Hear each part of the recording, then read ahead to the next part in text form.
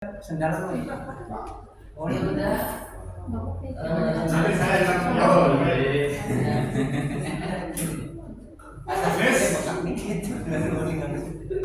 Baik kepada seluruh minta Baik, bismillahirrahmanirrahim. Assalamualaikum warahmatullahi wabarakatuh. Waalaikumsalam warahmatullahi wabarakatuh. Alhamdulillah segala bagi Allah yang telah memberikan hidayahnya sehingga pada hari ini di hari Rabu tanggal 29 Mei 2024 kita dapat berkumpul dalam kegiatan diseminasi Asmeta 1 tentang stabilitas positif terkait tentang karena ini adalah tugas saya yang pertama terkait tentang guru penggerak ya, karena saya sekarang belajar bagi BA bagian dari guru penggerak, tapi ada komisi. Jadi hanya aksinya saja, tidak secara langsung cuma aksinya saja. Dan alhamdulillah di sini kita sudah ikuti selaku kepala sekolah telah membersama kita terkait diseminasi aspek saat ini tanpa panjang lebar. Dan pada hari ini khususnya Udin silakan untuk memberikan sambutan terkait tentang diskriminasi anak. Waktu tempat kami persilakan. Assalamualaikum warahmatullahi wabarakatuh. Waalaikumsalam warahmatullahi wabarakatuh. Terima kasih atas yang hari ini kita diundang atau hari ini kita mengadakan satu kegiatan untuk menyamaratakan untuk kebersamaan dan untuk satu visi dan satu frekuensi dalam menambah wawasan guru kita ke depan menuju sekolah ataupun ajaran yang akan datang lebih baik lagi dengan masuknya nanti kurikulum merdeka. Nanti pun selain nanti ini pembelajaran diseminasi ya dengan IHT nanti akan ditambah sebelum masuk ke tahun ajaran. Kalau IHT dari kelas dan sebagainya ini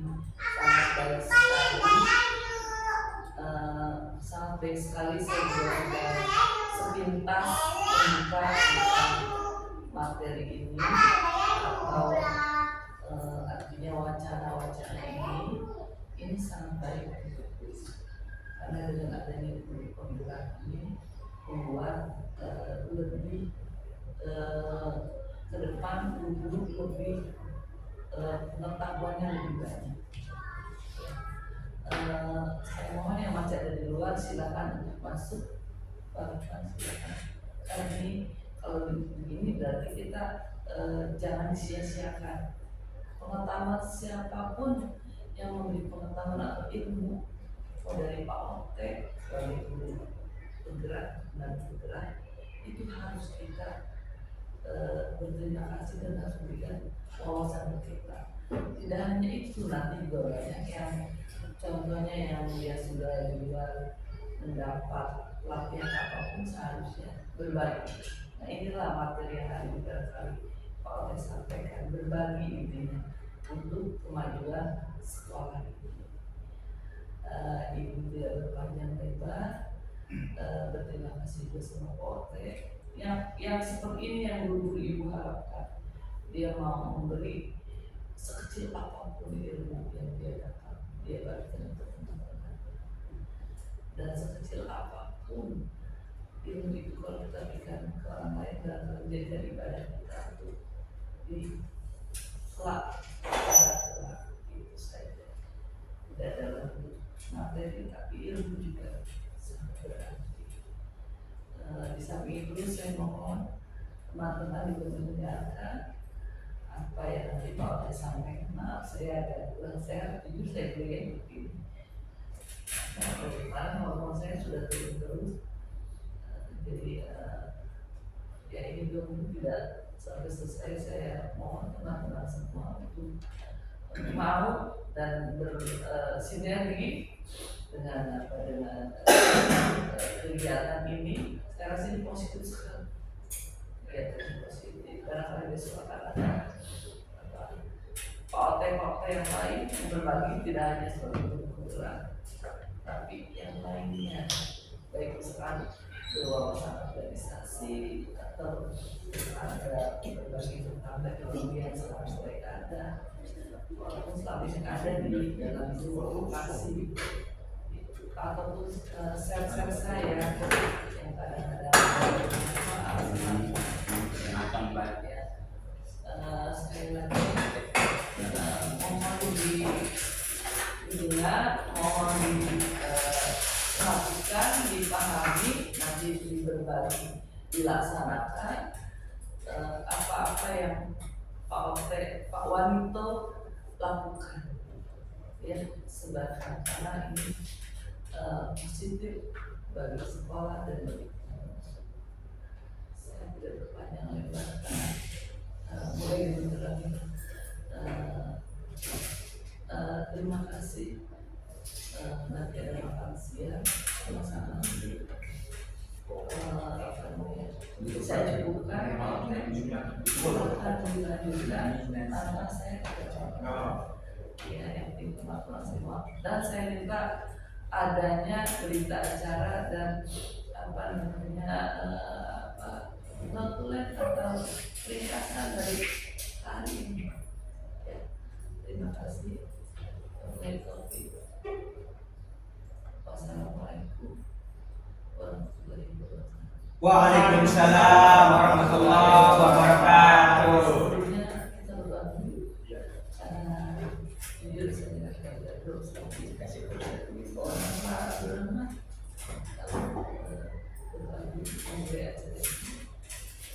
doain saya dulu. Saya agak-agak ini mungkin capek kemarin. Kemarin gue udah mulai tidak enak badan untuk rapat karena mau terus sudah dan perasaan saya sudah cekek terus. Ini berarti menandakan Panggilan kayaknya. Selamat. Kalau saya karena saya memang sakit jadi bukan yang main-main omongan itu ininya loh apa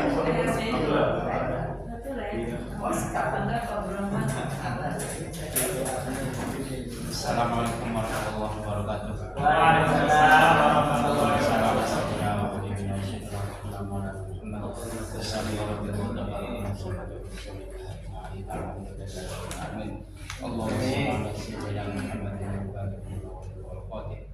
Lima sabaqana al-haqq bil haqq wal hadi apa qadri wa madari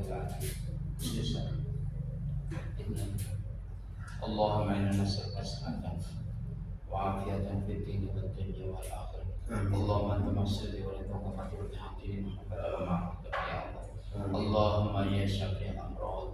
Allahumma ya syafi'al amrad. Allahumma ya syafi'al amrad. Allahumma ighfir lana dhunubana warhamna bima rabbayana saghir. Rabbana atina fid dunya hasanah wa fil akhirati hasanah wa qina adzabannar. Subhana rabbika rabbil izzati amma yasifun. Wassalamu ala mursalin walhamdulillahi rabbil alamin. Al-Fatihah.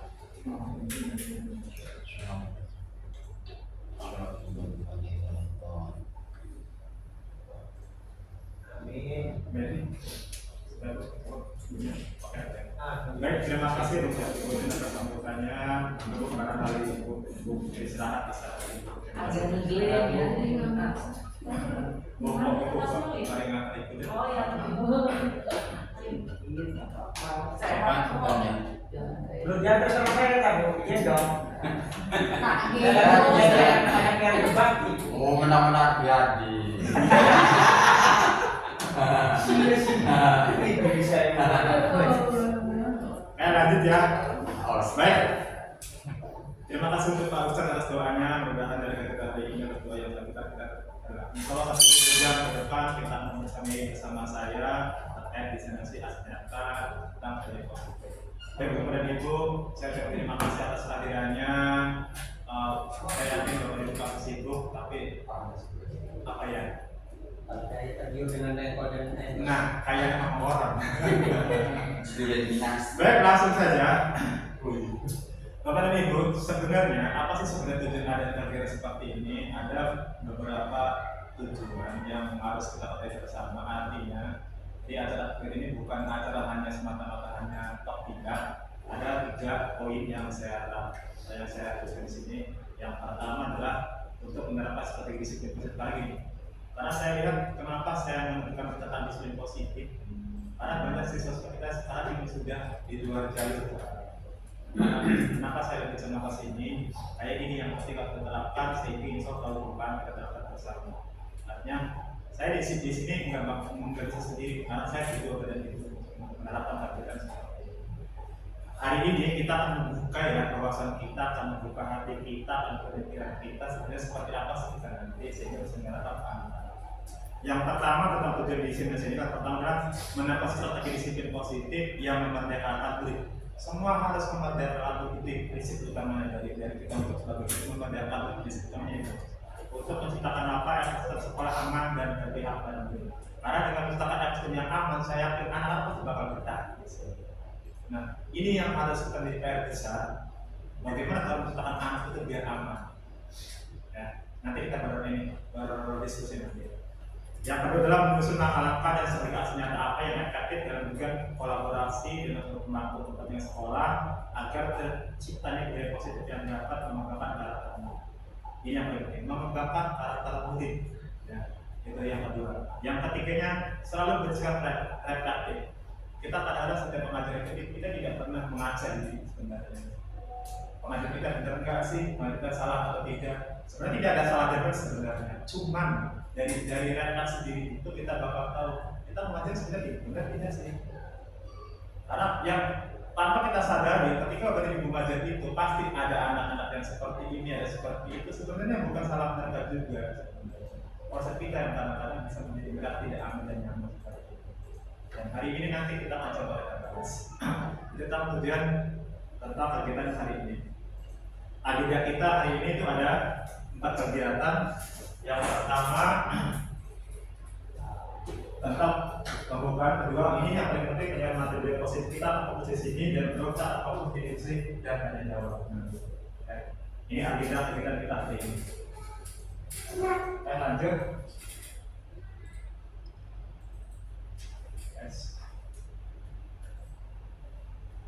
Baik Bapak Ibu, biar kegiatan hari ini kita biar lebih bermakna, artinya tanpa apa ya?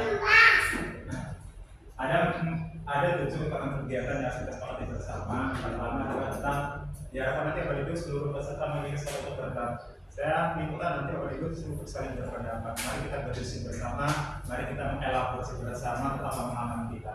Dan di sini, itu yang pertama adalah kesepakatannya. Yang keduanya, selalu berpikiran terbuka dan saling menghormati yang paling penting. Selalu berpikiran terbuka dan saling menghormati.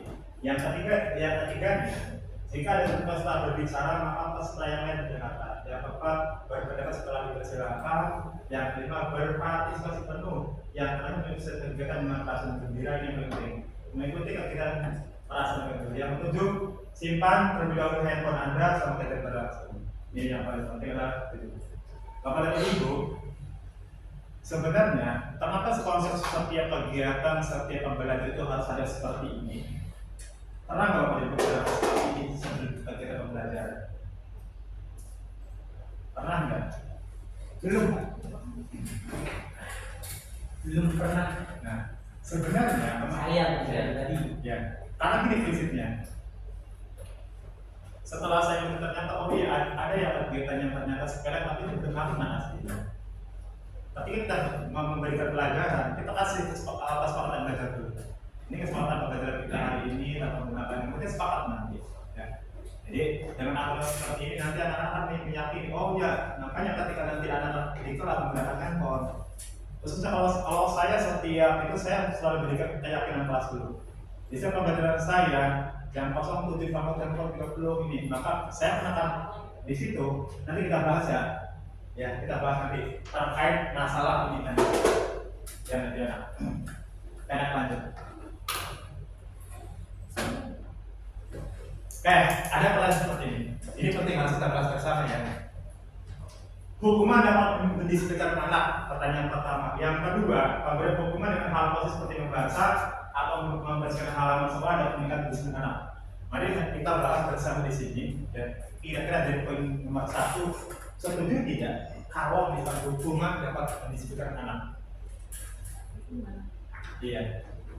Kan sering seperti itu kan? Setuju ya? Setuju, negara kita juga negara hukum.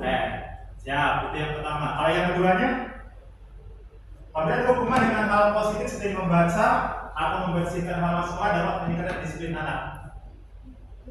Setuju tidak? Tidak terlalu bisa mengkategorikan yang hampir setuju, cuma nggak semuanya harus dengan membaca. Ya. Oke. Ini ada contohnya. Ya, contoh. Ya, contohnya. Karena soalnya kalau dicontohkan berarti seolah-olah itu loh. Iya, betul seperti itu. Ya. Salah satu contoh hukumannya adalah itu setuju, boleh. Salah satu contoh hukumannya Kalau setuju. saya pribadi keduanya setuju. Siap. Tidak ada kata ragu-ragu, Boy. Ya, siap. Hari ini akan kita bahas apa yang Bapak pegang mau setuju tidaknya, yang tidak ada yang tidak apa, yang setuju tidak apa. Nanti kita bahas nih, ya. Benar nggak sebenarnya konsep seperti ini itu setuju atau tidak? Nah kita bahas nih. Next lanjut. Kita udah materi 1, pembelajaran disiplin dan nilai-nilai kebajikan. Kita udah masuk ke pembelajaran disiplin positif dan etika.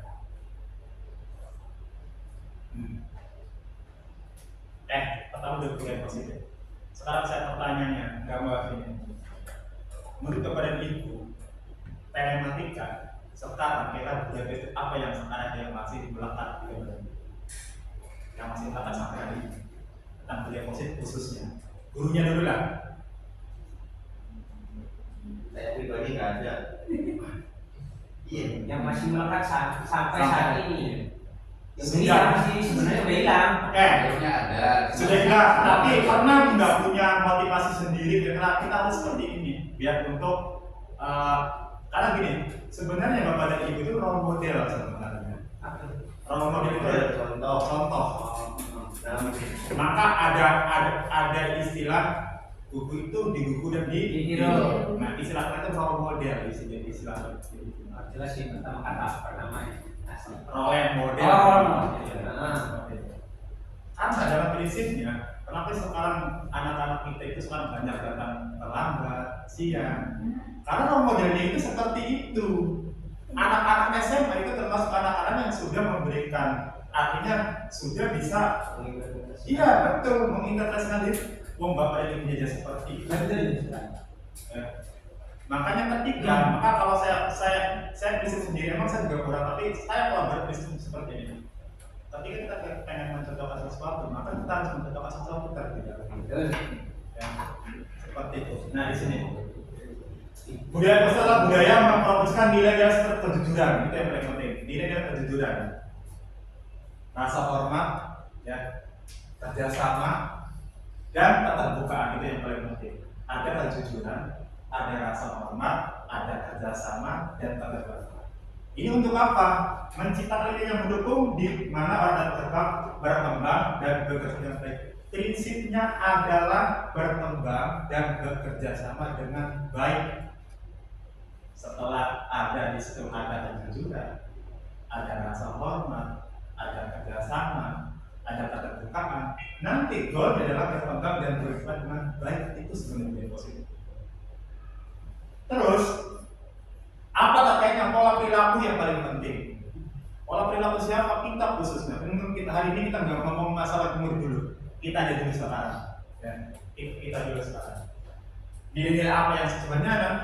Tadinya saya pengen bahas tentang nilai dan peran guru itu seperti apa. Banyak ini aja. Itu sudah 6 sub.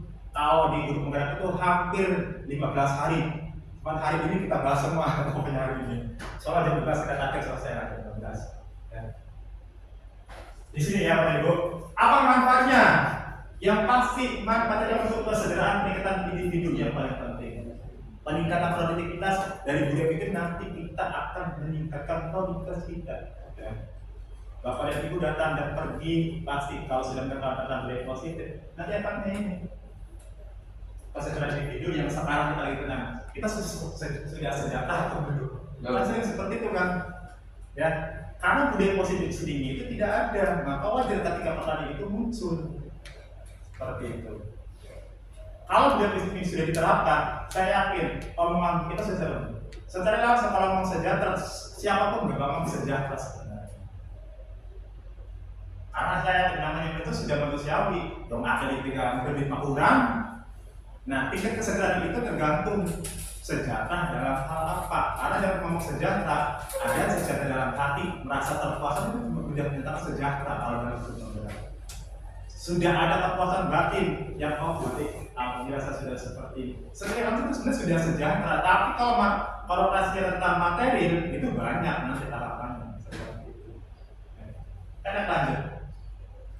Kita akan menggunakan sebuah contoh. Ya. Ini ibaratnya gini Bapak Ibu. Kita akan coba merubah paradigma kita. Ini tangan satu ini, misalkan ini tangan Bapak dan Ibu. Pegang, ya. Dipegang, misalnya contoh Wahyu dengan Pak Wahyu dengan Pak Slamet, Pak Slamet tolong pegang pulpen Pak Slamet di sini misalkan contoh. Pak Wahyu tolong kira-kira ambil itu pena tapi Pak Slamet enggak, atau bagaimana caranya biar Pak Wahyu itu bisa mengambil pensil tersebut? Bisa enggak? Bisa. Kalau sama yang lain. Ya, komputer. Ambil yang ini. Itu kan. Nah, dalam hal ini terserah. Ya. Ketika sesuatu hal yang diinginkan, apapun caranya itu bisa dilakukan sebenarnya. Sama seperti siswa kita, Bu, Pak. Ya. Siswa kita itu adalah siswa yang sungguh beraneka ragam bagaimana caranya. Itu makanya nanti akan kita bahas bisa jadi seperti itu kenapa. Ya. Kenapa siswa itu bisa mengembangkan? Nanti kita bahas, ada pembahasan. Pokoknya hari ini konkret banget pokoknya. Ya. Lanjut.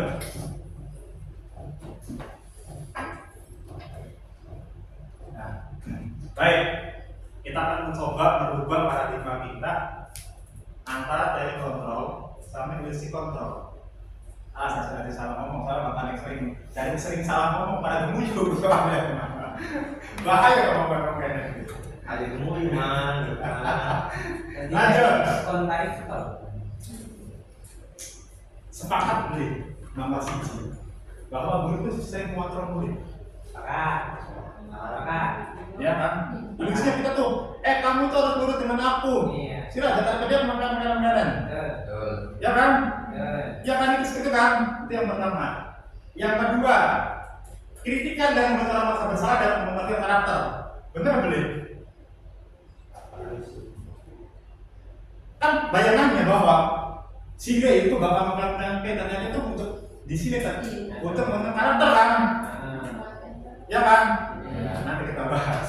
Benar nggak sebenarnya seperti ini? Yang keempat, penguatan positif efektif dan bermanfaat. Semua yang terkandung dalam penguatan positif itu pasti efektif dan bermanfaat. Ilusinya ya, kita ngomong kayak kita ilusinya, bayangan. Jadi kecenderungan percaya suatu hal di luar nalar secara berlebihan, itu artinya ilusi kontrol. Yang ketiganya, orang dewasa memiliki hak untuk memaksa. Iya betul, rata-rata seperti itu. Ini seperti itu. Iya kan harusnya. Yang dirasakan memang seperti itu. Iya kan? Betul. Nah, kalau lanjut. Mungkin bisa diganti orang yang berkuasa ya, Pak. Bukan orang yang dewasa. Baik. Kita akan membuka paradigma kita yang ilusi terlalu berlebihan seperti yang konsep ini respon yang diinginkan kita. Itu teori kontrolnya. Contoh, kita mencoba mengubah orang agar berpandangan sama dengan kita, bisa nggak? Atau berpandangan sama dengan kita. Susah. Susah kan? Ya. Teori kontrolnya harus seperti apa? Itu. Maka kita berusaha memahami pada orang lain tentang dunianya. Contoh kayak kasus yang kemarin. Butim, ngomong. Ya, seperti inilah. Rekam. Ya, seperti itu kan? Ada Ya. rekaman yang nggak tenang. Dan juga ada rekaman. Kita konten. Kita itu tidak bisa melakukan hal seperti ini. Paling secara teori kontrol kita harus ngikutin polanya. Kita tentu apa yang diinginkan seperti itu. Teori kontrol seperti itu maksudnya. Ya. Yang kedua, perilaku buruk dilihat sebagai suatu kesalahan. Semua tentang buruk itu pasti dianggapnya semua salah. Pandangan isi kontrolnya. Ya. Ya. Tapi dari kontrolnya, apapun kesalahannya pasti memiliki tujuan sebenarnya. Contoh paling simpel seperti ini. Anak-anak, misalkan lakukan sesuatu, entah itu guling-guling lah, entah kan tujuannya siapa sebenarnya? Pasti ada tujuannya. Yang direspon. Nah, nanti kita bahas tuh. Setelah aku dijawab nih Pak Agus. Nanti Mang Jaya sampai jam 12 jam Iya, Aduh, Iya. maaf Pak, saya agak menyinggung waktu ya Pak ya. Lanjut. Orang lain bisa mengontrol saya. Kira-kira bisa nggak? Tidak bisa, itu secara umum. Iya. Maka dari kontrolnya hanya Anda yang bisa mengontrol diri sendiri. Seperti itu secara dari kontrolnya. Dan hal tersebut sekarang itu sering kita lakukan untuk siswa kita. Makanya ya wajar ketika seorang siswa memberontak itu. Karena prinsipnya kita tidak bisa mengontrol siswa, karena siswa sendiri yang mengontrol. Bagaimana caranya? Kita bahas nanti. Tenang, sabar. Lanjut. Orang di cakap, Nanti ada PR. Iya, kayaknya begini sudah direkam. Nanti di akhir sama jawabannya ada di akhir. Pertanyaannya Ini untuk semua Pak. semua. Oke. Yang mari kita mengelaborasi bersama. Saya yakin untuk pemahaman disiplin pasti berbeda-beda. Sekarang tanya, apa makna disiplin menurut versinya Bapak dan Ibu? Coba. Saya dulu. Kayak mana bagus? Sebenarnya kalimat disiplin bagi saya itu Ya. sebenarnya kebiasaan. Kebiasaan. Kalau sudah terbiasa ya disiplinnya bagi saya bias. Karena sudah terbiasa. Siap. Itu kalau menurut versinya Pak Agus. Pak Lanjut. Jono punya pandangan berbeda, pakai Pak Jono. Menurut KBBI.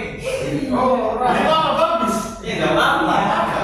Nggak apa-apa. Harus ada sudut pandang. Buat matematika beda mas. Harus ada sudut pandang. menurut rumusan ya. Iya. Menurut hemat saya pribadi sih tidak mengacu ke kamus atau lainnya. Disiplin itu sebenarnya komitmen dengan diri sendiri, ya, dan tidak melanggar dengan komitmen itu. Itu sebenarnya disiplin. Kenapa? Karena sama halnya kita satu saja ada aturan, harus ada aturan kayak gitu. Harus ada aturan ini. Siap lanjut. Ya, ini sih tadi komitmen dengan diri sendiri. Komitmen dengan diri sendiri. Komitmen dengan diri sendiri. Dan ketika kita sudah melaksanakan komitmen itu, ya itu disebutnya disiplin. Contoh kan, kita komitmen misalnya harus menyayangi istri, ya, yang memandangkan istri, itu kan bentuk disiplin. Beda dan seandainya kita selingkuh, gitu. Itu kan sudah tidak disiplin dan istri. Ya, ini mah untuk rumah tangga. Siap. Dulu sih. Terima kasih teman. Oke, mari kita bahas. Arti sebenarnya kata disiplin itu adalah belajar. Ya, sebenarnya. Cuman karena sudah menjadi kebiasaan, disiplin pasti tentang aturan, ya kan? Sebenarnya artinya itu belajar sebenarnya. Itu arti yang sesungguhnya belajar. Jadi kalau belajar disiplin, belajar ya. Sebenarnya disiplin belajar artinya. Tapi karena sudah menjadi kebiasaan, ini yang menjadi kebiasaan. Karena sudah telah berubah menjadi sesuatu yang dapat seseorang pada orang lain untuk mendapatkan tempat Tuhan. Ya kan? Contoh, ya salah satu dapat contoh tentang istrinya atau istriku itu bukan bagian dari disiplin. Ya kan? Disiplin untuk menyayangi istri. Iya seperti itu. Ya, karena sudah menjadi kebiasaan sehingga nanti disiplin pasti identiknya selalu dengan kepatuhan. Ya kan? Kepatuhan itu identiknya. Tapi makna yang sebenarnya adalah belajar, makna yang sesungguhnya. Makanya disiplin tentu tentang belajar, disiplin tentang waktu, berarti kita belajar untuk menghargai waktu. Disiplin tentang keuangan, kita belajar bagaimana sebenarnya sebuah uang itu, bagaimana proses mengeluarkan, ini apa ada istilah menabung. Sebenarnya itu disiplin utamanya itu adalah belajar. Karena lagi. Udah boleh, kita mengatakan sebenarnya. Kali bertemu sendiri, makna asal dari kata ini berkonotasi dengan disiplin. Iya. Dari kata berkonotasi dengan disiplin. Nah, kita lalai nggak penting. Belajar kalau tentang saya makna evaluasi lu siapa kan akhirnya. konotasinya makna kata berlawanan kata ya. Jadi cilik, dawa cendak, dawa cendak. Mau selatan cendak, ayo. Siap, Jadi maksud aku itu iya Mas. Iya. Sing pasti Pak, ini saya lupa tidak menyematkan dirinya karena semangat guru-guru saya. Tapi arti yang sesungguhnya sebenarnya yang Bapak tadi paham dari disiplin sebenarnya arti itu belajar arti yang sesungguhnya. Tapi karena sudah menjadi kebiasaan, maka nyatakan sesuatu yang dalam seorang pada orang lain untuk kepatuhan itu yang paling penting itu. Yang sekarang nih paradigmanya bahwa itu adalah tentang kepatuhan. Dan itu sebenarnya. Oke, lanjut next. Di sini ada kebajikan nih. Setiap perilaku terbuat memiliki suatu tujuan dan kita melihat itu pasti. Apapun orang berlaku pasti punya tujuannya. Orang pengen menangis itu punya tujuan, orang pengen beli itu punya tujuan, orang pengen bergema itu punya tujuan. Semuanya sebenarnya punya tujuan. Anak-anak sedang datang terlambat itu pasti ada tujuan. Kenapa saya sedang terlambat? Anak-anak lupa dan malas apa itu pasti ada tujuannya yang tanpa kita ketahui sebenarnya. Nah, itu ada nilai-nilai yang besar, di mana sifat positif manusia memang tujuan mulia yang dicapai setiap individu. Itu pentingnya nilai-nilai yang universal. Lanjut. Sekarang Bapak udah sedikit man. Lanjut. Masih ada bos. Oke. 90 menit sih. Lanjut. Kita pembelajaran 2 nanti. Di teori motivasi, hukuman, konsekuensi, ini yang paling penting. Ada teori motivasi, ada hukuman, ada konsekuensi, ada restitusi. Ya. Mana nih yang kira-kira nanti bisa kita terapkan untuk pada anak-anak kita? Sekarang kita yang pertama. Perilaku manusia itu biasanya seperti ini. Ya. Ada menghindari kenyamanan atau hukuman, ada untuk mendapatkan penghargaan atau imbalan, ada yang untuk menghargai diri sendiri. 3 poin ini yang sangat penting. Bapak ini datang pagi-pagi itu biasanya itu ada 3 sebenarnya. Apakah pengen dihargai, apakah menghargai diri, atau menghindari hukuman? Menghindari hukuman. Itu seringnya seperti itu kan? Seringnya seperti itu. Ya, kenapa bisa seperti itu? Karena keyakinannya itu belum terbentuk. Tapi kalau keyakinannya sudah terbentuk, maka poin utama dia nanti dapatkan ke sini. Dan anak-anak kita nanti intinya nanti itu mengarahnya sebenarnya ke sini semua. Maka dalam hal ini, bagaimana caranya itu mengembangkan motivasi intrinsik itu biar terbangun, sehingga bagaimana caranya atas keyakinan itu menghindari ini, dan nanti ujung-ujungnya adalah ini baik goalnya di sini. Dan sampai hari ini saya tetap tahun ini belum bisa lari ke sini. Karena itu emang susah. Tapi ini sebenarnya goal utamanya. Sebenarnya ini teori dasarnya. Setiap manusia itu apapun perilaku manusia ada 3 poin ini. Bapak dan Ibu bekerja seperti poinnya apa sih? Poin utamanya apakah hanya untuk mendapatkan imbalan atau emang bagaimana untuk bekerja? Nah, karena ada orang-orang tertentu yang menganggap bahwa bekerja itu ada bagian dari kepuasan tersendiri, ada yang seperti itu. Tapi bagi saya pribadi ya pasti imbalan sebenarnya, bukan kepuasan untuk menghargai dirinya sendiri di sini.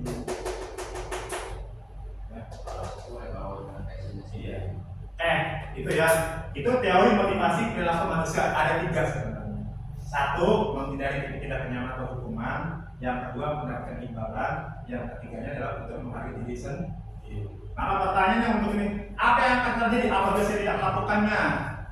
Ya, bahkan tenang mundur, pasti kan oleh laporan hukuman, paling bahkan PNS oleh apa sanksi tertentu ya kan.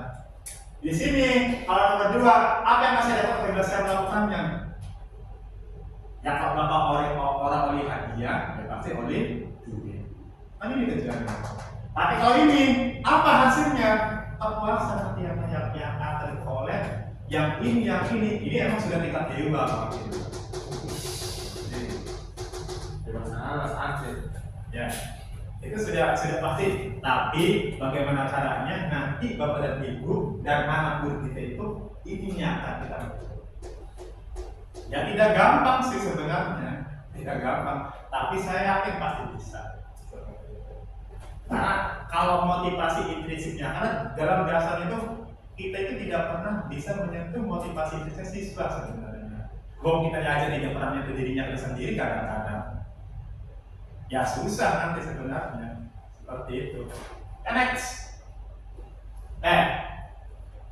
itu hukuman atau di istilahnya apa sih bahasa punishment? Apa punishment? Ya, anaknya ngomong Awas pakai, jangan pakai F. Aja penis. Diperjelas bisa. Oh iya. Lanjut, dikat. Jadi hukuman ini yang kadang-kadang itu anak-anak itu kenapa sih datang kadang-kadang karena di benaknya siswa itu, wah kita bakal pengen orang hukuman, makanya masih terbayang mengkonflik anak-anak kita, masih kita negatifnya. Lanjut. Apa itu konsekuensi? Tadi kan ada hukuman, konsekuensi dan restitusi. Konsekuensi adalah suatu yang dihasilkan oleh sebab. Jadi ada sebab dan ada akibat. Contoh, cara seperti ini. Karena hari ini nanti di pelajaran bapak itu, tolong kerjakan tugas ini bla. Nah, oke, mari kita seperti bersama nih kira-kira kalau dikerjakan seperti apa. Nah itu konsekuensi. Ya. Jadi ada hukuman. Kalau hukuman, sifatnya mendadak biasanya. Tapi kalau konsekuensi, ada kesepakatan bersama. Bapak sebenarnya kerjaan kira-kira hukumannya apa? Sebenarnya hukuman, cuma bahasa halusnya konsekuensi sebenarnya. Oke Pak, Hati ya. ya. Oke, kita Pak ini. Pak, oke, setuju. Nanti dari hal tersebut nanti anak-anak itu, wah iya kalau kita lakukan kerjaan kita melakukannya. Secara tidak langsung motivasi intrinsiknya sudah terbangun, tapi terpaksa. Ya, tapi terpaksa. Nah, nanti lanjut. Iya enak nanti gue.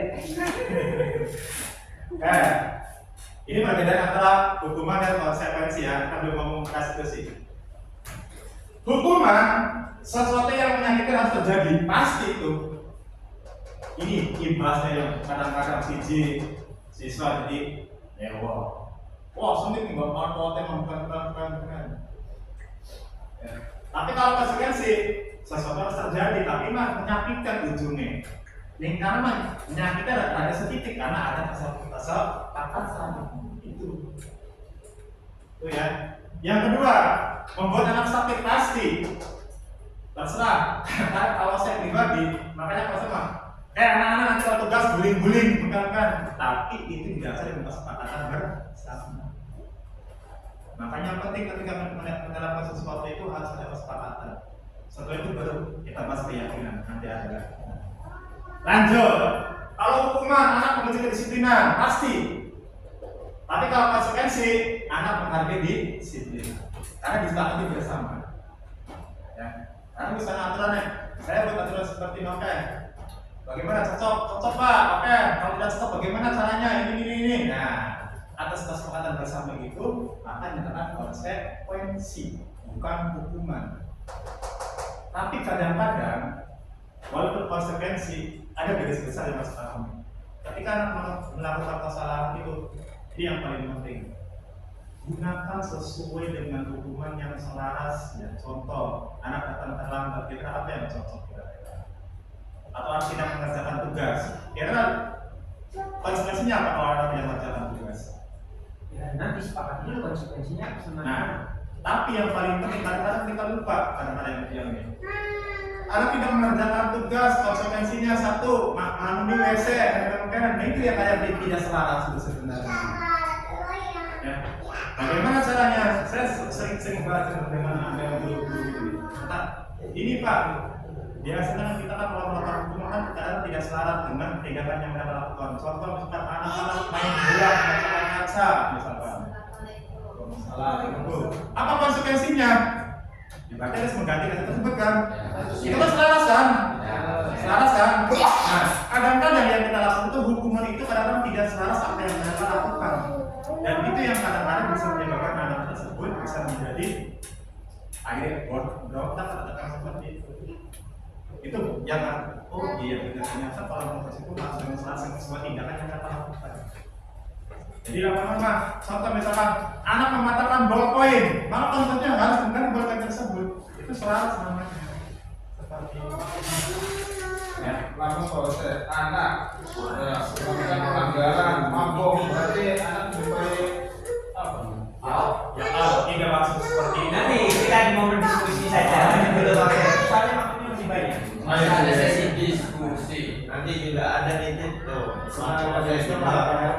kalau sudah karena anak itu diberikan contoh, saya bilang konsekuensi. Iya. Tapi dalam benak anak itu Itu adalah hukuman. Dan nanti makanya kita diskusi masih banyak Pak. Karena memang sepertinya nanti ini juga akan berpengaruh sama pertanyaan yang saya berikan ke Pak Ote yang notabene Pak Ote itu sudah lama di sini dan tahu banyak tentang siswa yang ada di sini. Terus next. Silakan. Nanti ya. Nanti. Kayak pertanyaan lapis dulu kan. Ya. Makanya nunggu diskusi kan. Iya, pertanyaan berikutnya kalau Semoga waktunya tidak sampai jam 5 sore. nanti kayak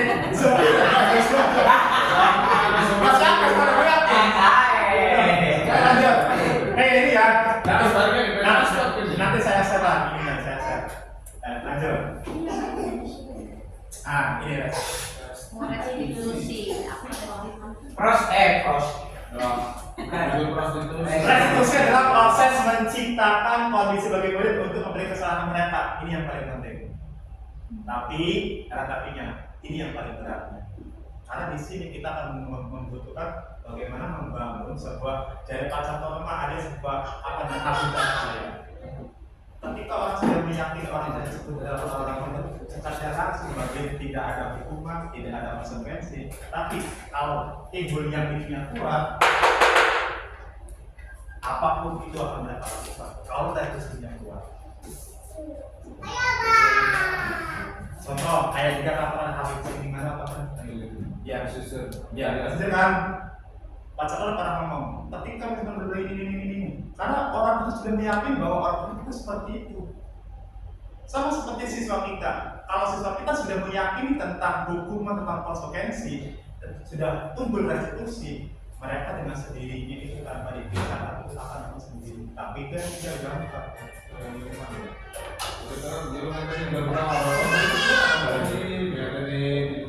Nah, karena beliau sudah meyakini itu, Pak.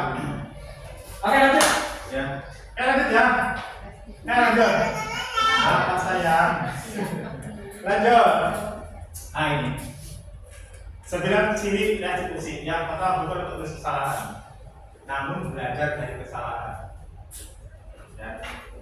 Bahwa bukan untuk kesalahan tapi belajar dari kesalahan. Itu yang paling penting. Yang kedua, memperbaiki hubungan. Selama kita melakukan hukuman, konsekuensi, biasa bakal kita lakukan dosa pun sengit. Oh iya sih, anak-anak nih.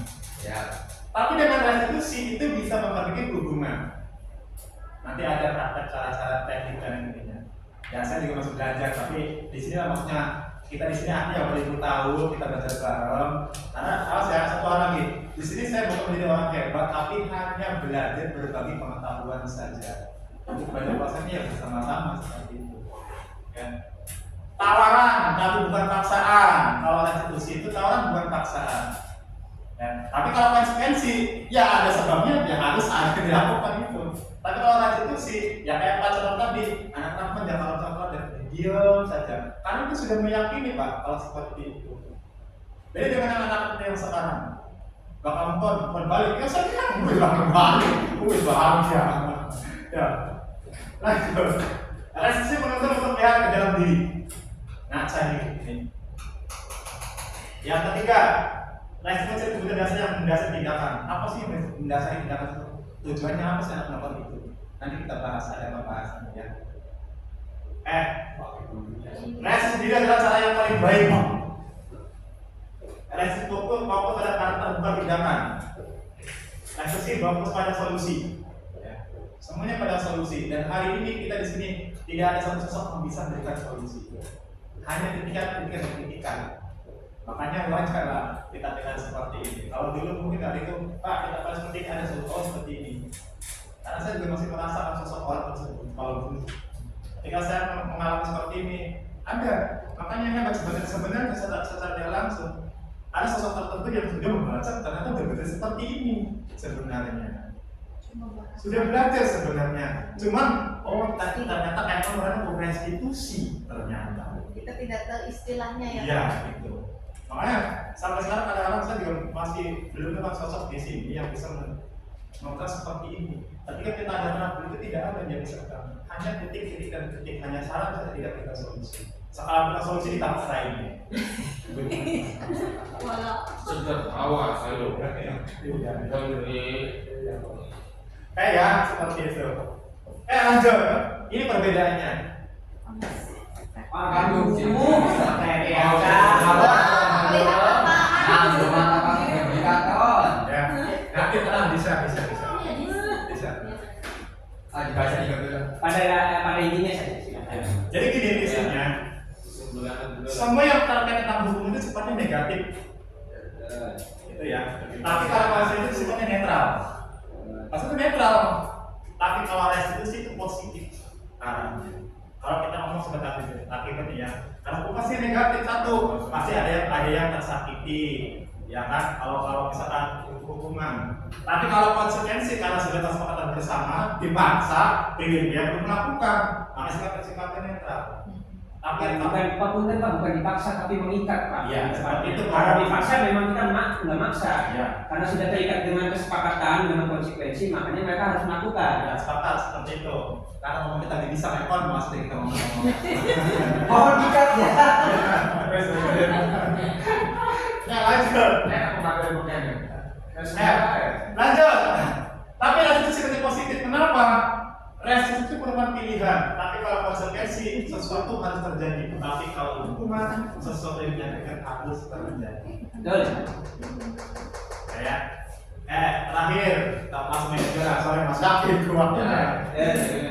Murid atau anak membenci peraturan, pasti itu kalau ada hukuman. Murid atau anak itu membenci sekali dengan peraturan. Makanya anak itu saling paham. Peraturan tai dan bahasa Belanda. Iya ada. Ya karena kita tidak punya konsep kesepakatan konsekuensi, Pak. Tapi kalau mendengar konsekuensi, murid atau anak menghormati peraturan. Karena ada kesepakatan bersama. Tapi kalau restitusi, murid atau anak menghormati dirinya dan orang lain. Karena motivasi intinya sudah terbangun, sudah meyakini itu. Makanya benar dari Pak Catono, Bapak Iman, Bapak Tarapun dia di bagian. Karena sudah meyakini, Pak. Ya, seperti itu. Next. Sekarang sudah masuk ke kelas. Yang kelas. Kalau belajar ada berapa pelajar, Pak? Nah, mampus. benar. Keyakinan kelas ini pondasi yang paling penting sebenarnya dari seorang guru itu tentang keyakinan kelas. Kenapa sebenarnya dari kelas kadang sering ragu, sering ricuh. Nah, di sini baru kita bahas keyakinan kelas. Peraturan yang pertanyaan seperti ini. Mengapa tidak peraturan saja? Mengapa harus keyakinan kelas? Ayo kita diskusikan kalau peraturan. Sekarang diskusi, Pak. Iya. Kita kayak ini, yang ini dulu. Oh, yang ini dulu, mengapa peraturan saja? Mengapa harus keyakinan kelas? Jangan ngomong yang ini dulu. Saya jadi kompetitif benar ya. Kita meditasi diam. Ayo, bahas yang ini dulu. Ya guys, contohnya, mengapa kita mikir peraturan harus menggunakan helm bila mengendarai kendaraan roda 2?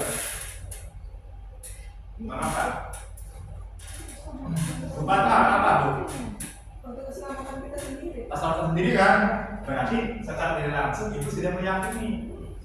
Seperti itu. Takut itu deh Pak, Harus takut keyakinan. polisi. Iya, tapi kalau takut polisi itu namanya adalah hukuman peraturan. Itu bedanya. Makanya kenapa tidak peraturan? Tapi harus keyakinan. Contoh dari kata Bu Fatma, karena untuk keselamatan Pak. Karena itu Bu Fatma sudah meyakini bahwa helm itu untuk keselamatan, bukan satu terhindar dari hukuman. Saksi bilang itu. Maka pertanyaannya, maka tidak peraturan saja, tapi keyakinan. Karena keyakinan itu membentuk orang itu yang tadi Makanya kita membela materi apa? Anak polisi udah hilang. Orang tersebut menghindari hukuman. Tapi kalau sudah keyakinan keselamatan, selamat Oli, ya boleh. Dari mana nih? Terhindar dari hilang juga dapat dari dapatnya 2. Kalau udah keyakinan. Ya kan? Lanjut. Mengapa kita memiliki peraturan 3M menggunakan waktu COVID? Ada masker, mencuci tangan, tidak ada 1 meter. Mengapa? Menghindari paparan. Nah itu. Tapi kalau misalnya lu, ya benar-benar misi pemerintah, tidak memborong. Ya mas, termasuk kita. Seperti itu kan. Tapi kalau sudah meyakini, jadi keselamatan kita sendiri dan terhindar dari COVID tersebut. Nah itu sudah masuk keyakinan. Tapi kalau masih, ya kita aja pemerintah, wah ya suntik. Nah seperti itu.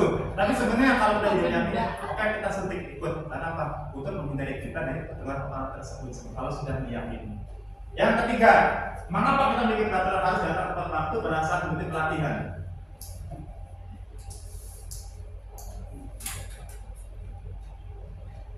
Ya kalau datangnya terlambat kan Tinggal informasi. tertinggal Pak materi yang disampaikan oleh Itu kalau kita sudah meyakini. Tapi kalau kita tidak meyakini, agar orang tahu cuma, agar orang kena omongan. Betul. Kan itu sebenarnya.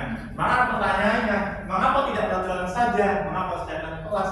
Karena keyakinan itu akan membentuk seseorang itu akan menjadi lebih baik lagi. Itu prinsipnya. Kadang-kadang kita keluar cepat, ya yang penting mati sama dokter nongkrong, berkata yang misalkan yang bos. Karena itu salah satu masih belum meyakini.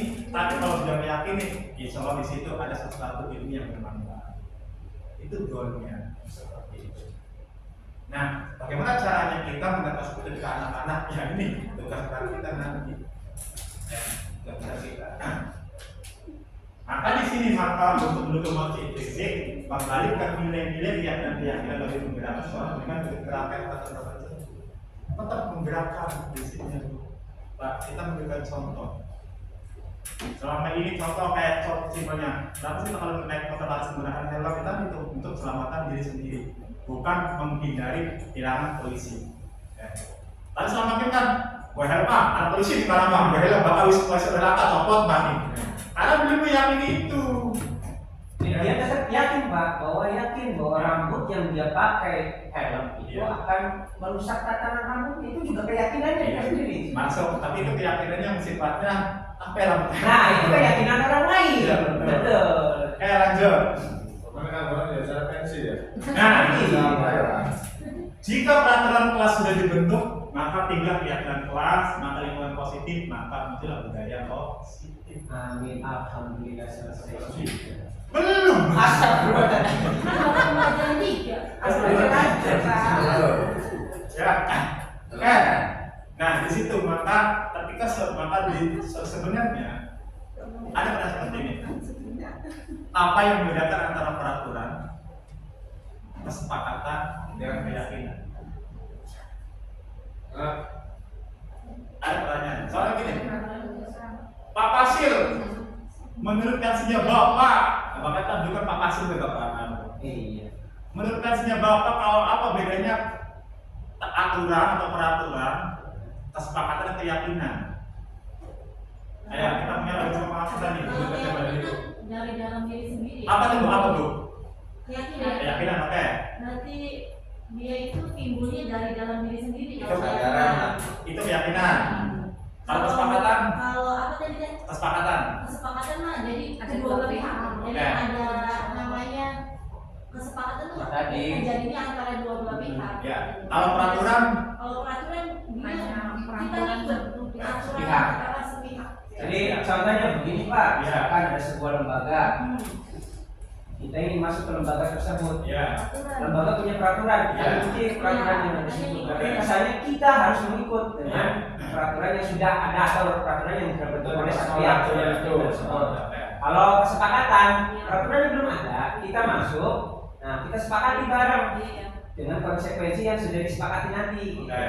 Kalau keyakinan, Ya keyakinan mah ya Tanpa ada validasi. tanpa ada apapun ya keyakinan nggak bisa dikaitkan dengan aturan syariat. Tapi gini loh, pada saat kita memiliki keyakinan yang kuat tentang kaidah aturan ataupun konsekuensi tadi, ya semua aturan dan konsekuensi akan dijalankan dengan baik dengan keyakinan. Kalau dari berdasarkan level nih antara peraturan, kesepakatan keyakinan, kira level tertinggi yang mana?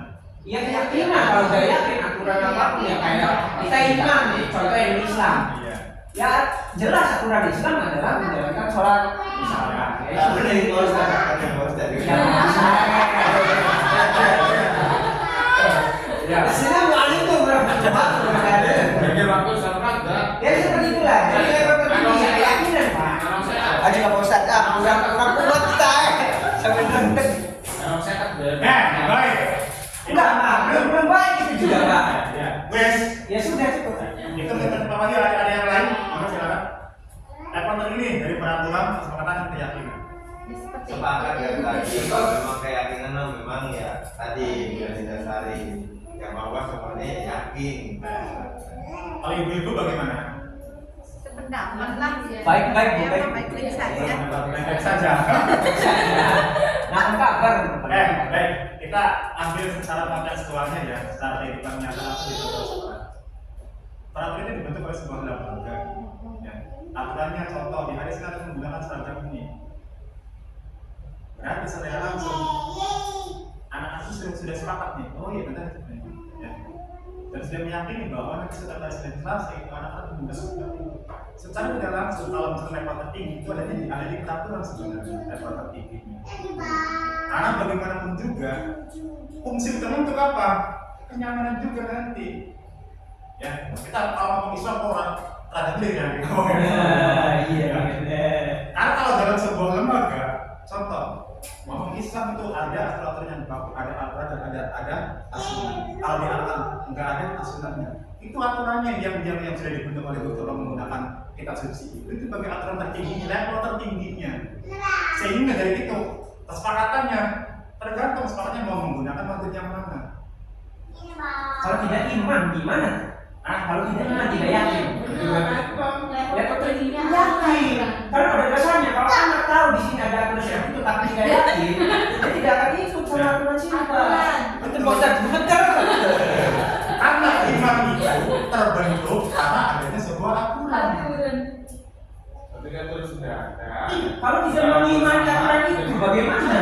Kalau ini bisa. Iya, angkat Di video kan banyak nih, maaf, daging babi kelihatannya enak. Nah, keyakinan orang kan beda-beda nih. Ada yang meyakini, iya bener kayaknya enak. Nah, keyakinan dia kan enak, tapi ketika beliau atau mereka ini umat muslim yang tahu aturannya, mereka keyakinan saya memang satu. Keyakinan mereka yang mengikuti aturan, begitu. Bukan aturan yang menjadikan mereka yakin. Nah, itu loh. Ya kan? Ini tidak ibu. betul, kalau itu betul. Cuma tetap level tertinggi itu gini. Kalau dalam sebuah negara, kita ambil dua negara bukan sekolah ya. Oke. Kalau tidak ada aturan, pasti tidak ada kesepakatan. Iya. Kalau tidak ada kesepakatan, tidak ada keyakinan. Kemudian keyakinan itu tidak selalu benar, ya nggak? Keyakinan itu konteks, ada yang keyakinan relatif ya. Menurut benar itu ada.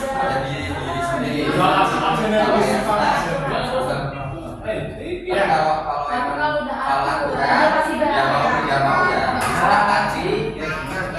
Kalau keyakinan kan berbeda-beda nih. Benar menurut kita, belum tentu. Belum tentu benar menurut kita. Tapi kalau aturan sudah pasti itu kan. Ya. Makanya konteks keyakinan itu sebenarnya nggak masuk ke ranah aturan harusnya. tapi tetap ada karena keyakinan itu terbentuk karena ada aturan, ada kesepakatan. Karena pada saat kita mengayomi dengan keyakinan itu belum tentu kita setuju dengan aturan. Iya, tapi Iya. Gini, Ya. rasanya tadi waktu diulang. Gimana tadi? apa? Enak. Ngomong apa tadi? Baik, baik. Ya, ini jawaban apa Mas? Sebelum Pak Widi saya ngomong. Tingkatan tertinggi. Karena ada aturan, bukan? Karena ada aturan maka orang itu menyepakati karena ada aturan baru meyakini. Nah, itu Pak. Jadi ketika sudah ada aturan dan lain sebagainya, secara tidak langsung emang benar gitu loh, ada kesepakatan dan ada kenyamanan dan tidak kenyamanan Tetapi ketika tidak ada aturan, keyakinan mana gitu terukurnya. Tapi ketika ada aturan itu kita tuh ada keyakinan. Oh kita nggak yakin nih dengan aturan ini nih. Walaupun benar gitu loh bahasanya Pak itu ya tadi gitu loh.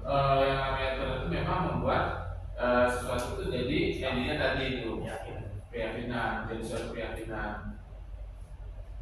Ya, artinya gini, budaya positif itu memang terbentuk karena satu orang tuh tahu ada seperti itu, maka kita harus sepakati.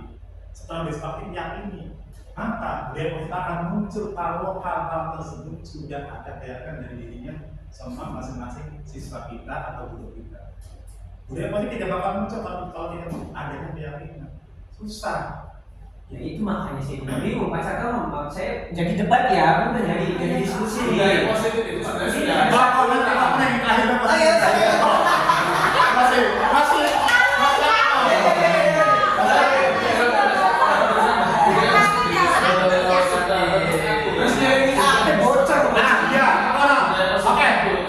Iya, budaya yang itu terbentuk karena sudah keyakinan itu.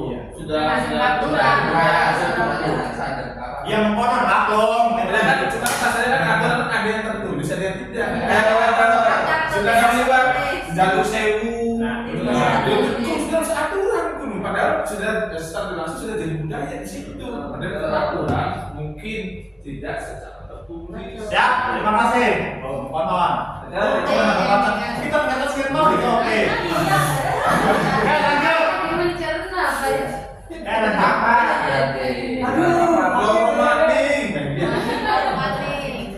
Kebutuhan dasar manusia yang paling penting. Kenapa sih orang itu?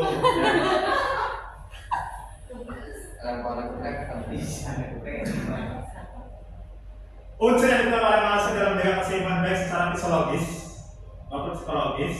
Hal itu tidak bukan unsur obatan kehidupan dan kesehatan. Intinya pokoknya bisa ngomong. Ya. Jadi apa guna dasar manusia? Ada beberapa unsur yang harus kita miliki. Untuk apa? Untuk kehidupan dan untuk kesehatan. Iya, kehidupan ini harus mau tentang apa mau apa. Kali prinsip utama orang butuh itu butuh kehidupan dan kesehatan.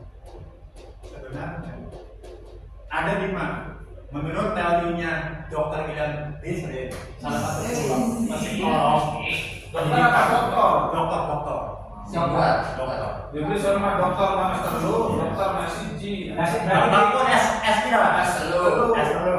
Bisa unik, ini. Menurut Dr. William Beasley, beliau adalah salah pangkat psikolog pendidikan, ya. Dan kita meyakini Indonesia tidak meyakini prinsip berdasarkan ada 5: pertahanan hidup, penguasaan, kesenangan, kasih sayang, kebebasan.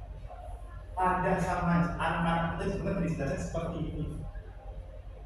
Sebenarnya, kenapa kita tanpa menyadari? Kenapa sih anak-anak itu kadang-kadang kalau misalkan pakaiannya misalkan coklat samping itu, ya. Contoh, bertahan hidup. Di dalam bertahan hidup ada unsur psikologis, ini kesehatan, rumah, makanan, dan kemudian biologis. Contoh ini tentang bertahan hidup. Ya. Penguasaan atau kemampuan ini yang paling penting di sini nih.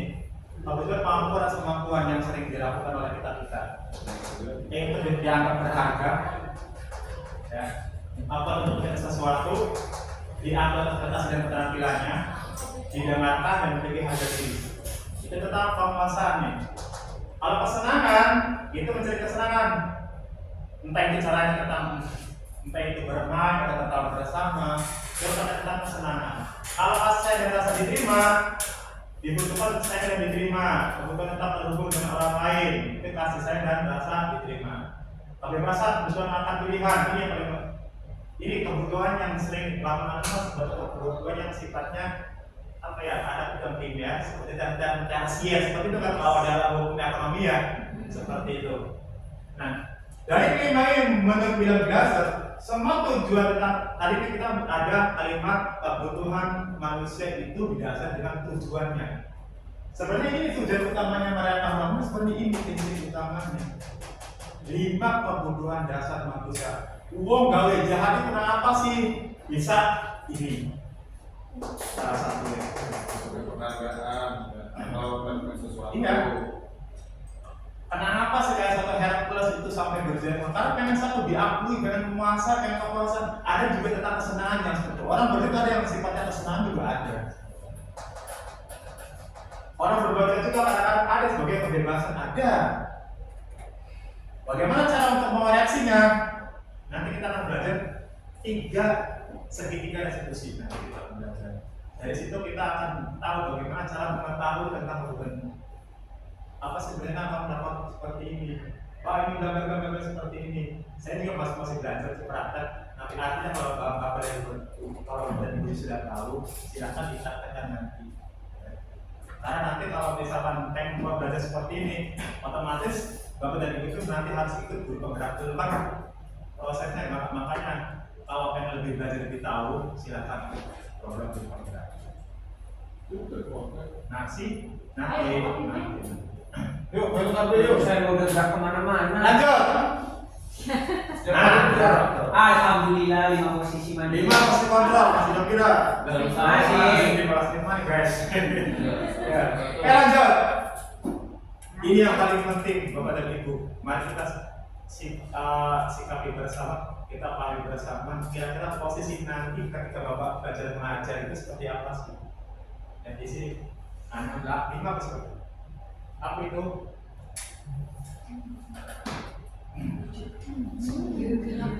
Cilik-cilik kan? Kapan Pak? Kapan? Satu, menghukum. Yang kedua, membuat orang merasa bersalah. Yang ketiga, sebagai teman. Keempat, memantau. Kelima, sebagai manajer. Dari kelima ini tersebut, kira-kira ketika Bapak dan Ibu mengajar, mana yang sudah dipakai? Oke, takon bener. Ya. Ketika berusaha mengajar dengan sebagai teman, gue coba ngucap Malah kita mengkonsep bukan sebagai teman, sebagai orang tua. sampai kita akan jelas para guru berusaha dengan karya itu namanya satu ketika karena ada apa itu berani menyampaikan tapi bukan batas. Selama ini kan kalian kan juga dikasih kayak gitu malah kaliannya menunjang kenapa? Karena beberapa kali dan anak-anak kayak gitu. Aja ketika berusaha sebagai orang tua, bocah kadang-kadang Bukan, Bapak contoh konsep kalau sebagai orang tua itu kompleks.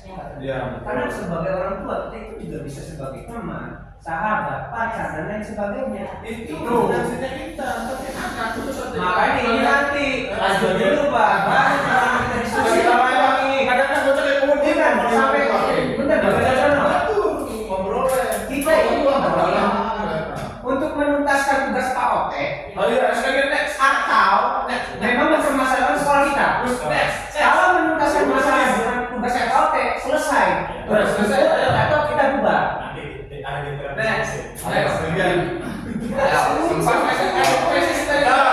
lanjut, baik. Ini Bapak Ibu, sama. Sebenarnya perasaan yang Bapak Ibu bukan di sini saja. Hampir Di seluruh sekolah ya. Tapi setelah ini mah menurut pasnya beliau ya, kan benar pas setelah kita bebereskan kita tahu dan sekarang apa Bu efeknya Bu?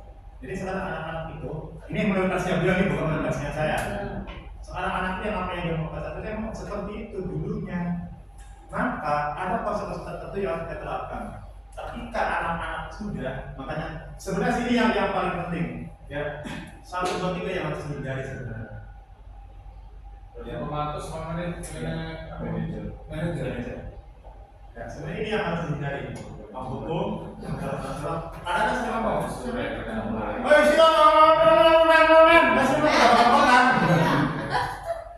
itu kadang-kadang siswa-siswa kita tuh yang apalagi yang tesnya sekarang. Jadi dengan anak SD kadang-kadang ngomong pasti berangkat beneran.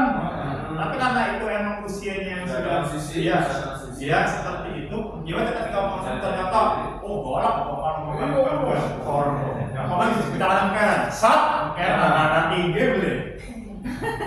Kita kan belajar pun kita mesti mandikan nongkrong dengan benar. Akibatnya kan seperti itu kan. Iya. Itu efeknya karena kelima kesempatan tersebut dan kembali lagi nanti bisa seperti itu karena kebutuhan dasarnya itu dari kelimanya itu belum terpenuhi salah satunya. Seperti itu. Dan contoh. Tapi nanti ketika badan ibu ketika ngomong sesuatu itu fokusnya kata awalnya adalah sebagai orang tua. Tapi kalau menurut versinya dari ini itu sebagai manajer. Ada sebagai itu mengajukan pertanyaan apa yang kita yakini, apa yang bisa kita kerjakan untuk masalah ini, mau mengembangkan secara pribadi, melakukan dirinya sebagai diri yang positif dalam dunia berkualitas. Bagaimana caranya saya bisa mencari kesalahan, mengevaluasi diri, bagaimana caranya bagi diri. Ini nanti kaitan ini tentang ada istilah restitusi, bukan hukuman, bukan konsekuensi nanti di sini tentang restitusi. Nah setelah ini Bapak Ibu sudah tahu mana 15 kontrol, kebutuhan dasarnya apa. Nanti apa endingnya kita akan belajar bagaimana caranya merogoh akhirnya bocah dengan menggunakan tahapan 3 restitusi nanti caranya. Ya. Dari kalimat tersebut nanti silakan Bapak Ibu akan mengimpor dan akan tahu nanti artinya seperti ini. Ketika saya menjadi seorang mahasiswa itu emang tidak gampang, tapi dengan sering praktek itu dan bahkan saya sendiri kita ngomong-ngomong kayak bisa mengarahkan serius, kita kayak ngomong-ngomong mungkin ngomong kayak nanti. Tapi kalau sudah ahli bu, akhirnya iya Pak saya salah, seperti itu. Nah di segi restitusi itu nanti kita akan belajar bagaimana caranya yang anak sing tadinya nadanya tinggi itu bisa menjadi rendah. Kalau yang praktek Ya tapi itu ya emang tidak gampang, tapi nanti setelah belajar seperti ini mudah-mudahan kita dapat pencerahan. Lanjut.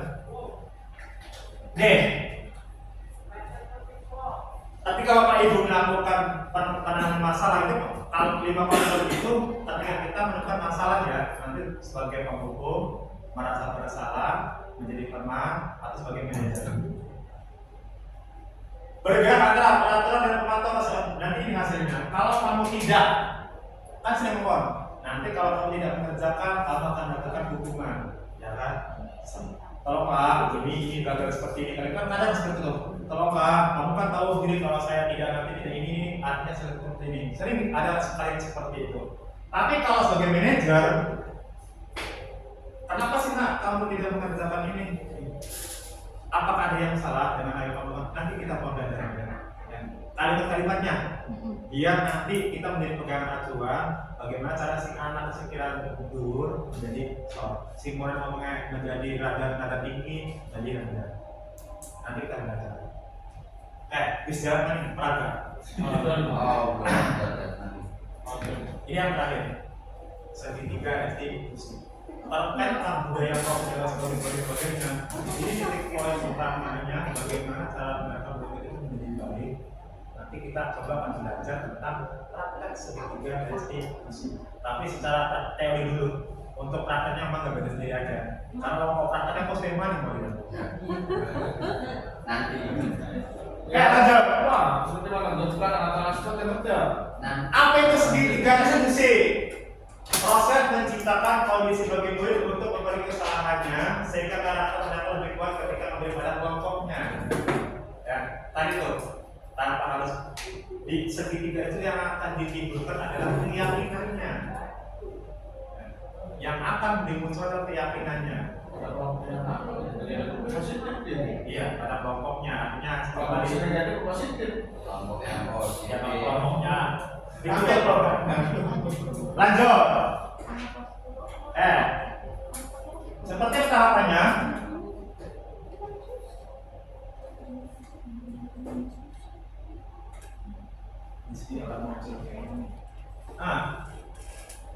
Ini adalah penerapan segitiga restitusi ketika Bapak melakukan. Tapi sebenarnya konsep ini mungkin di genetika pernah belajar seperti ini kan ada kan? Ada. Ya kan? Diterapkan di beberapa hal ya seperti ini. Ini banyak bu, sampai TNI tetap ini menggunakan seperti ini tentang Basarnas. Jelaskan dulu segitiga Iya. apa. Ya, contoh. Baik.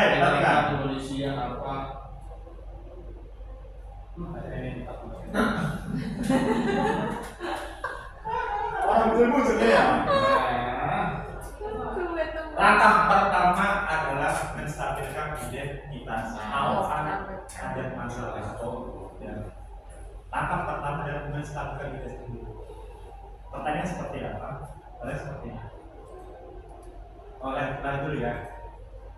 Validasi. Terakhir. Wah, ini masih sesuai nih. Untuk materi memang. 3 langkah menemukan segitiga restitusi. 1. Menstabilkan identitas. 2. Validasi tindakan kesalahan. 3. Menanyakan keyakinan. Dari 3 ini nanti Bapak Ibu akan menguat lebih jauh kenapa anak melakukan seperti itu. Pertanyaan pertama, menstabilkan identitas. Pertanyaan seperti apa? Seperti pertanyaannya.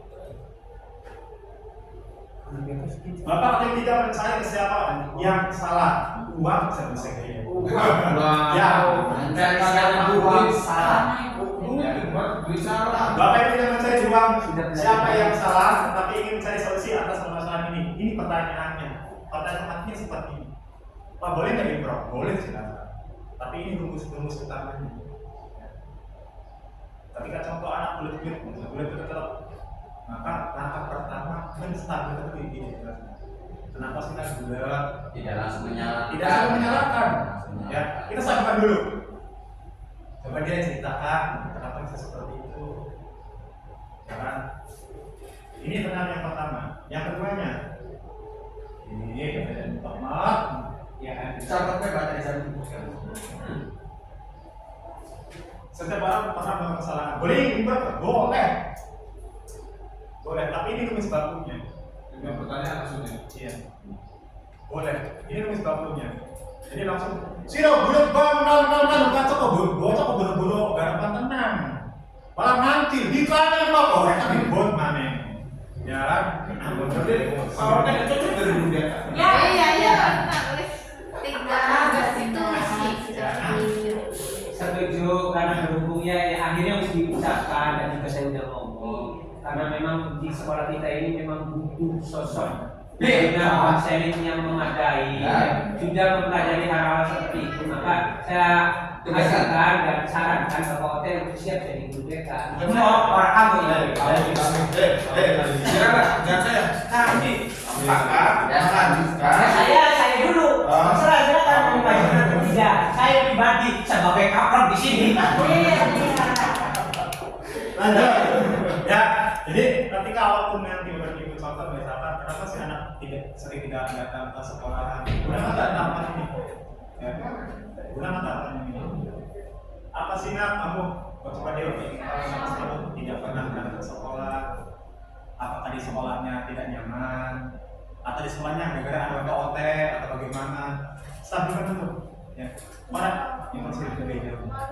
Setelah itu baru validasi dalam kesalahannya. Ya. Apa pertanyaannya? Ini pertanyaannya.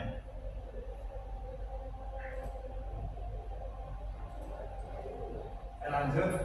Next. Cari alasannya kenapa anak sering tidak berangkat sekolah. Jawaban anak yang sering saya dapat, pertanyaan ini saya sering ucapkan sama anak-anak. Bapak, beli bapak, sinar. bagiannya itu ya. Kita iya ya. Semua dari guru-guru expert susah Pak, betul. Iya, kalau mengkorek. Iya, untuk mengorek anak itu emang butuh menjadi orang psikolog ahli yang Iya benar.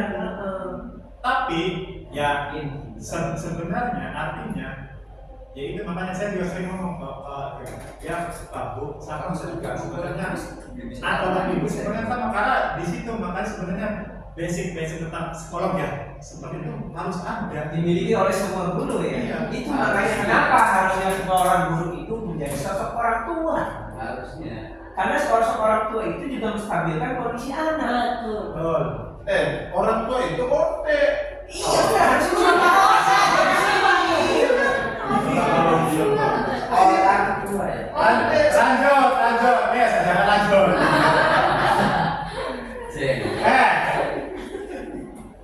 Kalau masalah identitas sudah, validasi kesalahan sudah, terakhir pertanyaan pamungkas.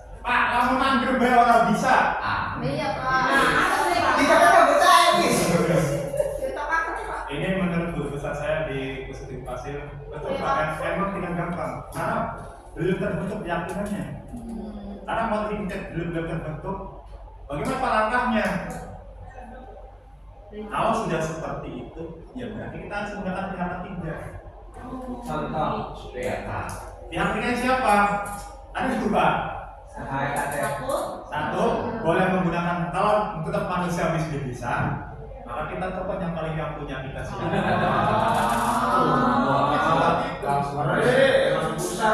Iya, karena apa? Karena sejatinya, karena yang bisa membolak-balik hati seorang adalah yang kucing gue ya wis contoh. Apakah masa dan Tapi ada tapinya.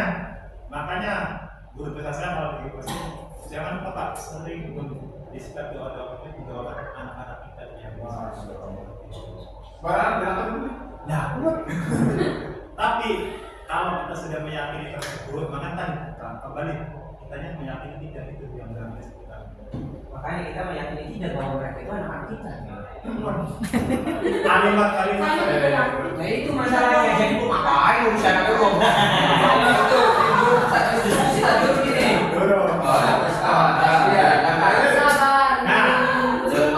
Ini secara garis besarnya, sekarang secara khususnya ini seperti apa kalimatnya, ini seperti apa kalimatnya, ini seperti apa kalimatnya. Lanjut ya. Tentang menstabilkan identitas.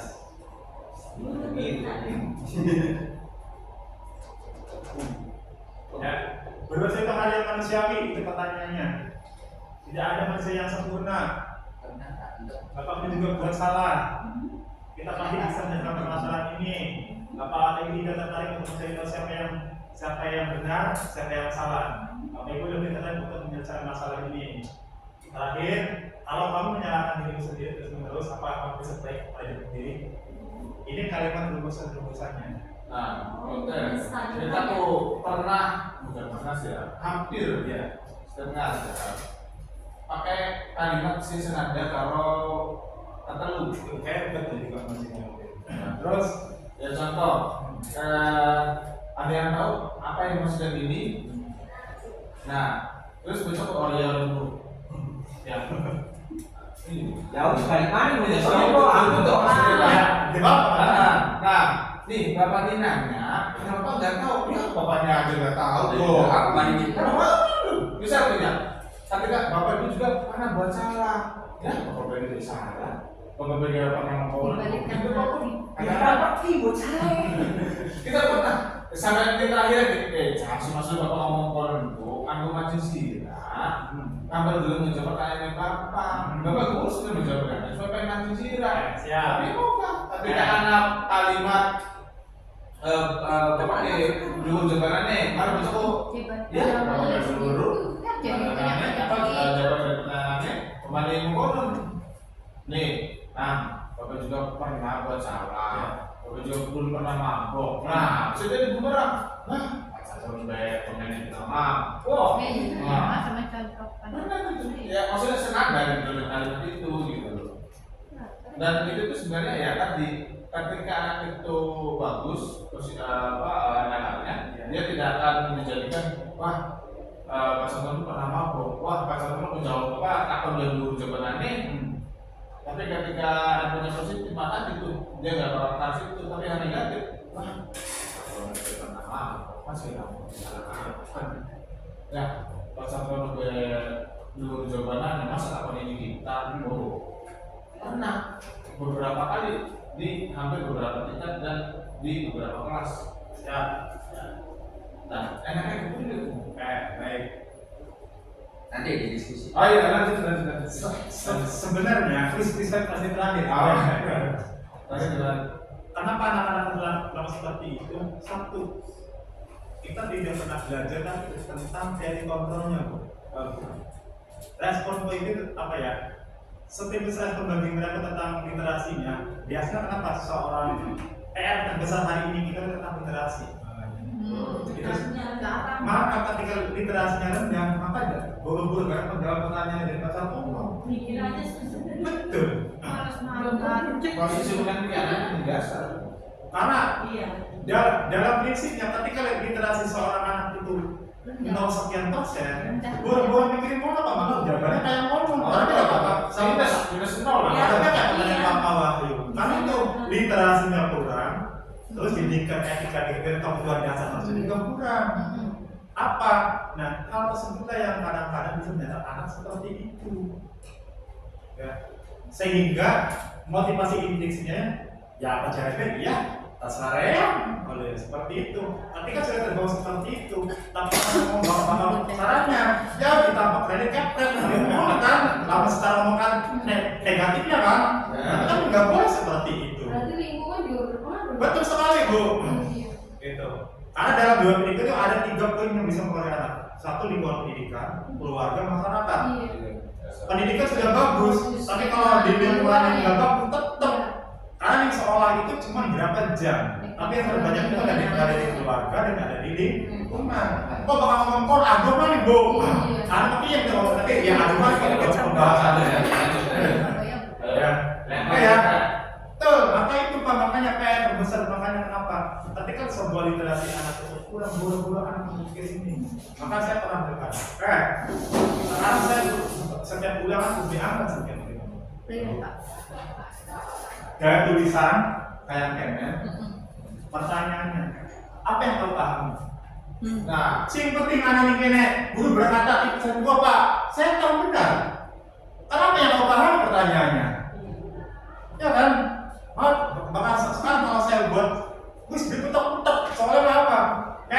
Mari kita belajar ulangannya kan pak. Ulangan lebih pak, tema dia, asik apa? Pertanyaannya,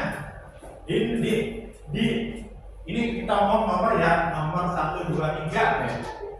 Kalau yang kalian lihat di nomor 3 itu isinya apa? Putek bu, bocah bu. Itu. Ini saya pernah beberapa kali mencoba dengan kalian yang di media. Saya kasih pertanyaan, coba jelaskan apa yang kamu pahami tentang contoh majas, misal. Nah, Siap, padahal kan, terima kasih. Ya. padahal kan ketika majas adalah gaya bahasa yang bermacam-macam, itu kan udah beres, udah pemahaman.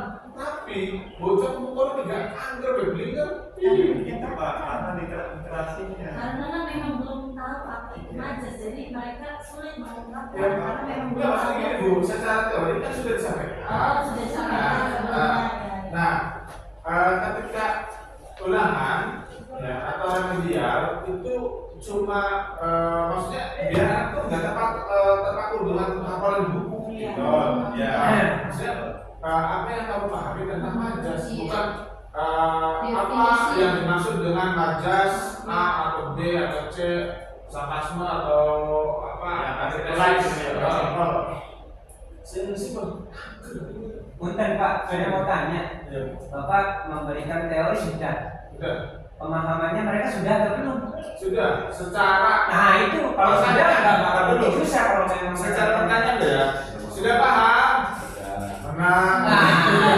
itu pertanyaan dari mana maksudnya? Ada nih sampai saya Kalau mereka paham jawabannya seperti apa? sampai saya nggak pernah memberikan katakanlah ada yang bertanya enggak. Sampai saya pernah mengajukan ada yang mau didiskusikan tentang materi atau pembahasan hari ini pasti belum sama. Maksudnya bukan pertanyaan, bukan bocah kubur asumsi dan kribe ya. Ini nomor di obrolan dan diskusi mau dikira. Nah, itu pak. Ya itu contoh kasus. Artinya karena budaya positif pada tetapi itu belum terbentuk, sehingga keyakinan untuk hal-hal tersebut juga ya akhirnya seperti itu masih lemah. Punten Pak, dijelaskan saja. Iya. Lanjut ya. Bisa top yang ini. Lanjut dulu, habiskan. Itu pulang dari Habiskan dong nanti. Enak. Awas banget. Kalau cerewet hidup Iya kan enak. Lempar di geprek. Terakhir. Masya Allah. Bukan tuan kita ngomong. Ini adalah pertama kita yang ceritakan bagaimana sebuah pendidikan itu lebih menekan. Sebenarnya ini PR tugas kita sebagai seorang guru itu adalah menebakkan titik-titiknya itu. Sebenarnya setiap anak itu sudah ada titik-titiknya, sudah ada garisnya sebenarnya. Maka tugas kita itu bagaimana caranya untuk menuntun mereka simulnya garis menjadi sebuah garis lurus menjadi garis tebal. Sebenarnya itu tugas kita dari seorang guru itu. Maka di sini kata Kiai Hajar, mereka itu artinya tidak hanya terlepas dari perintah, ya, akan tapi juga cakap oleh pemerintah sendiri. Apa? Ketika sebuah motivasi intrinsiknya sudah terbangun, ya, maka apa yang dialami oleh Pak Charlton, apa yang dialami oleh Wahyu dan oleh kita itu secara tidak langsung itu maka akan terbentuk kalau mereka itu sudah terbentuk. Itu. Maka kata Ki Hajar, ketika misalkan motivasi intrinsik tidak terbentuk, akan kita gunakan pihak luar. Caranya dengan menggunakan apa? Kedisiplinan. Caranya seperti itu. Kalau kedisiplinan tetap tidak mempan, cara yang terakhir selingkan doa-doa kita untuk anak-anak. Kok dilakuin ini? Saya ulangin ya. Iya, karena emang konsepnya seperti itu. Karena tugas kita hanya menuntunkan saja tugasnya. Kote, kita kesulitan sekitar tahun. Mengkur, tapi yang berubah bocil kok. Itu udah bagus dan lupa sih kan, cuma jadi suka bunyi bocil. Main pada main kata. Ya, baik kepada Ibu, sampai kita mau. Sampai kita foto. Kita ini sudah tahap Diskusi ada ngerolik ini. Kita tentang sendiri. Oke, sekarang diskusi dulu. Lanjut. Yuk. Diskusi pertanyaan ya. Iya. Dan saya langsung tanya. Oke, saya mau menanyakan. Langsung kita bahas bersama lagi. Yuk. Aja sesuai. Di bahasa kote pak kita Bang. Saya pertanyaannya tertuju sama Bapak Ote langsung. Siap. Yang notabene sudah mempelajari banyak hal tadi. Belum, masih belajar. Untuk saat ini karena Bapak Ote sudah menyampaikan, saya yakin Bapak Ote sudah banyak mempelajari hal tersebut. Ya, belajar. Yang lebih dulu. Ya. Ya. Pak Ote juga tahu lingkungan sekolah kita seperti apa, lingkungan siswa kita juga seperti apa, karakter siswa kita juga seperti apa.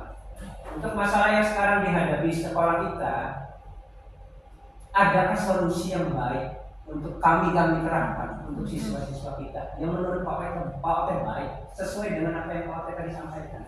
Ya. Kalau saya pribadi udah. Sudah. Kalau saya pribadi, Kote. Oh, langsung dibahas tak? Iya, langsung. Lanjut. Kalau saya pribadi sih, Karena diskusi terbuka di situ. iya. Pokoknya tadi saya tanya ini langsung Iya, mau Iya, Kote. Oke, baik. Oh, nyambung. Kalau saya pribadi menanyakan berkaitan tentang core terkecilnya dulu. Intinya seperti yang sering kita bahas. Kita sebagai fasilitator. Kenapa saya nggak sering menyebutkan guru? Karena kita belum bisa.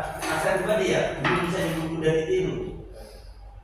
Kita sebagai fasilitator di dalam pembelajaran, tentunya tadi dibilang sama Pak Ote, kita itu sebagai role model. Iya kan? Kita harus sama-sama menyadari ketika kita sadar sebagai role model, harusnya kita memberikan contoh.